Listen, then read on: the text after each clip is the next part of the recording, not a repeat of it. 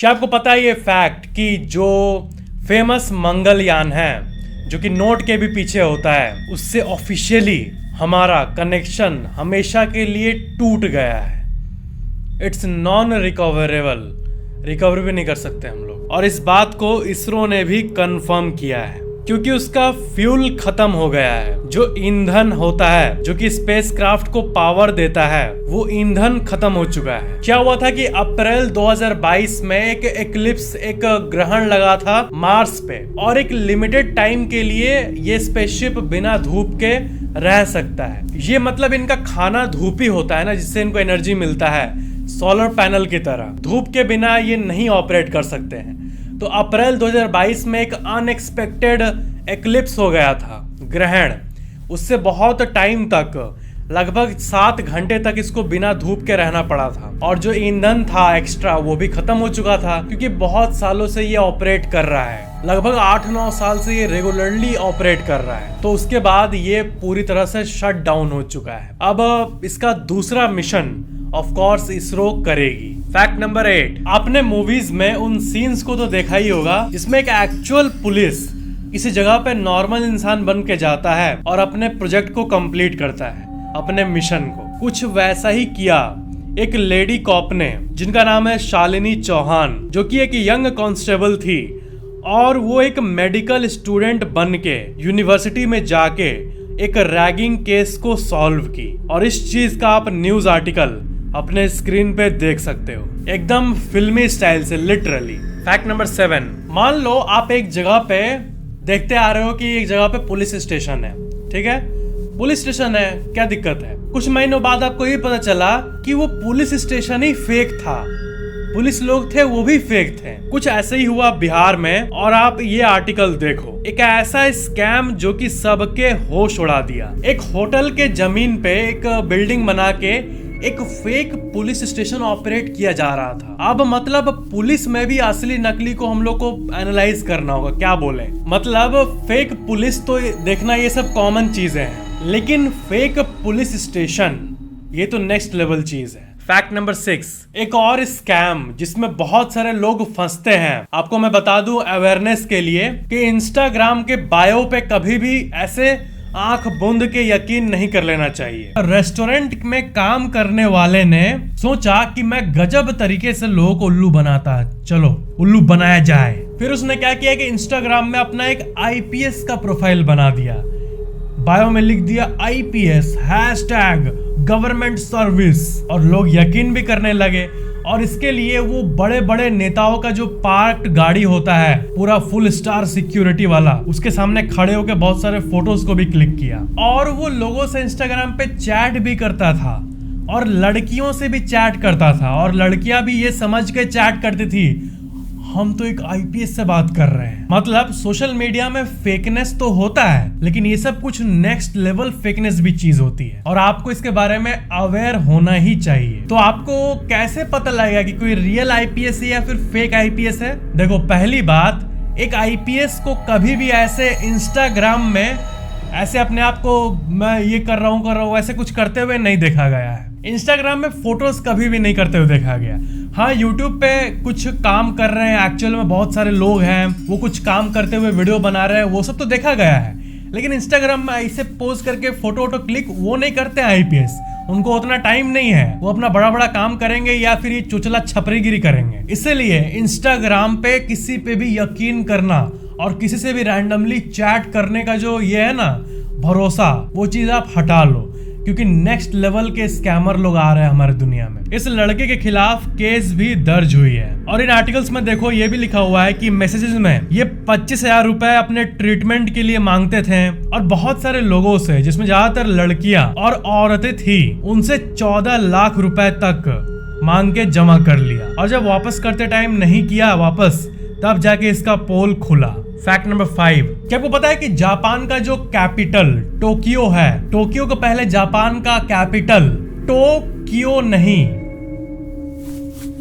Kyoto था, समझ रहे हो?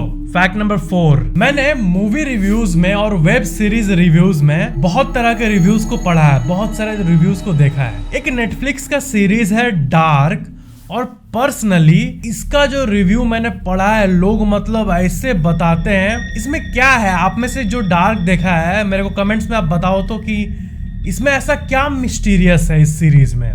डार्क मतलब लोग जो इसके बारे में रिव्यू करते हैं उनको ऐसा उनको लगता है कि ऐसी सीरीज पूरे दुनिया में ना कभी हुई है ना कभी हो सकती है। डार्क में ऐसा क्या है पता नहीं। फैक्ट नंबर 3, पटना में एक बार क्या हुआ था कि जो टावर होते हैं, जैसे कि टावर अगर आपके घर पे लगा हुआ है तो कंपनीज आपको रेंट देती है, तो अगर कंपनी वाले ही आ जाए और टावर को लेके चल जाए और आपको कह दे कि अब कॉन्ट्रैक्ट हमारा पूरा हुआ इसलिए हम टावर को निकाल रहे हैं, इसमें आपको भी कोई शक नहीं होगा, ठीक है कंपनी ले जा रही टावर, और क्या, जितने दिन थी उतने दिन रेंट तो पे किया ना। 19 लाख का टावर चोरी हो गया आपके घर से, इसके बाद आपको ये पता चलता है, तब आपको कैसा लगेगा। ऐसे ही हुआ बिहार के पटना में, और आप इससे रिलेटेड आर्टिकल को अपने स्क्रीन पे देख सकते हो। मोबाइल कंपनी के ऑफिशियल लोग होने का दावा करके 19 लाख के वर्थ का मोबाइल टावर, उसका मटेरियल सब लेके चले गए चोर।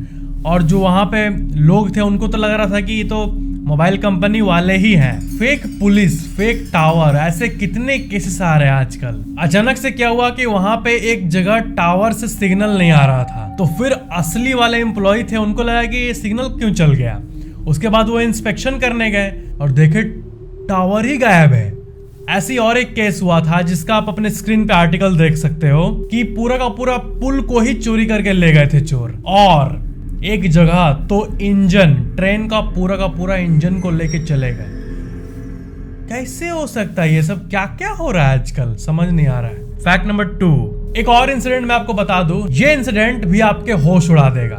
कानपुर में बिल्कुल मनी हिस्ट स्टाइल से, मतलब अंडरग्राउंड से कोड़ते बैंक के लॉकर का चोरी कर लिया चोरों ने। आप इन आर्टिकल को देखो, कानपुर में ऐसे बैंक लॉकर की चोरी हुई, और वो भी सुरंग से। कानपुर के एक SBI ब्रांच में 10 फुट का टनल को कोड़ के वहां से लूट लिया गया सोना। क्या क्या हो रहा, मतलब क्या क्या हो रहा है, कुछ बोलने के लिए बचा नहीं है। ऐसा इंसिडेंट हो रहा है आजकल। फैक्ट नंबर 1, भारत के राजस्थान में मौजूद एक रहस्यमय मंदिर है जिसका नाम है किराडू टेम्पल। और इसके बारे में ये कहा जाता है कि ये एक ऐसा श्रापित मंदिर है जिसको ऐसा श्राप मिला था कि जो कोई भी इंसान इसके आसपास होगा वो पत्थर में तब्दील हो जाएगा। ऐसी स्टोरीज, ऐसी कहानियां इस मंदिर के बारे में प्रचलित है। ये एक बहुत ही शांत जगह है, मतलब यहाँ पे अगर आप जाओगे तो आपको एकदम शांति मिलेगा, और ये शहर से बहुत दूर भी है और कोई जाना यहाँ पसंद भी नहीं करता है, और स्पेशली रात के समय। इसका बहुत ही एक हिस्टोरिकल प्रोमिनेंस है, लेकिन इसके बावजूद भी आपको यहाँ पे टूरिस्ट कम मिलेंगे बहुत। लेकिन ऐसे कई लोग हैं जिनको इस टेम्पल की कहानी के बारे में नहीं पता। ये माना जाता है कि 11 से 12वीं सेंचुरी में 108 टेम्पल बिल्ड किए गए थे इस जगह पे, लेकिन इस 108 मंदिरों में से सिर्फ 5 मंदिर ही बचे हैं। इसका कोई साइंटिफिक एविडेंस नहीं है, ऑफ कोर्स नहीं हो सकता है कि ये मंदिर कर्स्ड है, ये श्रापित है, लेकिन ये भी कहा जाता है कि सनसेट के बाद इस टेम्पल में कोई भी एंटर करने की गलती नहीं करता है। अब इसकी कहानी को जानते हैं। सालों पहले किंग सोमेश्वर इस जगह पे राज करते थे। बहुत सारे फॉरेन अटैक्स के बाद इस जगह में शांति भंग हो गई थी। गांव के शांति को वापस लाने के लिए किंग ने बहुत सारे ऋषियों को बुलाया ताकि आप यहाँ के मंदिर पे पूजा कीजिए, ताकि इस शहर में पीस वापस आ जाए। बहुत सारे ऋषियों ने मिलके वहाँ पे पूजा शुरू कर दिया, और देखते ही देखते दिन रात के पूजा के बाद वहाँ पे लोगों के बीच में प्यार और शांति वापस आ गई, और इकोनॉमी भी बूस्ट होने लगी। वो जो ऋषि थे वो फिर वहाँ से वापस चले गए, लेकिन अच्छे दिल के चलते वो अपने एक शिष्य को उस जगह पे छोड़ दिए कि हम लोग तो जा रहे हैं लेकिन तुम यहीं पे रहो और पूजा करते रहना रेगुलरली, ताकि इस गांव की शांति मेंटेन रहे। लेकिन फिर उस गांव के लोग उन पुजारियों के बारे में मानो जैसे भूल ही गए, उनके बारे में कोई थैंकफुल नहीं होता था, और जो ऋषि है उनसे भी बहुत सालों तक कोई कांटेक्ट नहीं किया, ना ही उस ऋषि जिसको छोड़ा था एक जन को, उसका भी गांव में कोई ध्यान नहीं रखा, कोई पूछता ही नहीं था उसको। वो बीमार पड़ा, कोई ध्यान नहीं रखा। जब इसके बारे में ऋषि को पता चला तो उन्होंने वापस आके देखा कि क्या इज्जत है उनके एक शिष्य की। जिस रिचुअल्स के चलते हुई जो इन्होंने किया, इनको ही कुछ रेस्पेक्ट नहीं मिल रहा है। तो फिर गुस्से में आके महर्षि ने श्राप दिया और सारे लोग उस गांव के पत्थर में बदल गए और उसी टाइम से ये गांव और ये मंदिर कर्स्ड हो गया। और क्योंकि ये श्राप रात के समय मिला था, इसलिए सूर्यास्त के बाद इस जगह पे कोई नहीं जाना चाहता। जो इस टेम्पल का फिटनेस अभी है वो आप देख के चौंक जाओगे। इस पे जो कारीगरी की गई है, बहुत लोग सोचते हैं कि ये पहले के जमाने में कैसे किया गया होगा, पता नहीं। इसका सिमेट्री और इसका डिजाइन सिंपली आपका माइंड ब्लो कर देगा। इसका डिटेल वर्क बहुत चीजों को डिपिक्ट करता है। तो ये थे आज के फैक्ट्स। वीडियो को लाइक जरूर करना और नीचे कमेंट करना कि वीडियो कैसा लगा, और शेयर जरूर कर लेना, और चैनल को सब्सक्राइब करके बेल आइकन पर क्लिक करके ऑल पे जरूर क्लिक कर लेना, ताकि नए वीडियोस का नोटिफिकेशन आपको सबसे पहले मिल जाए। Thank you so much for watching this video.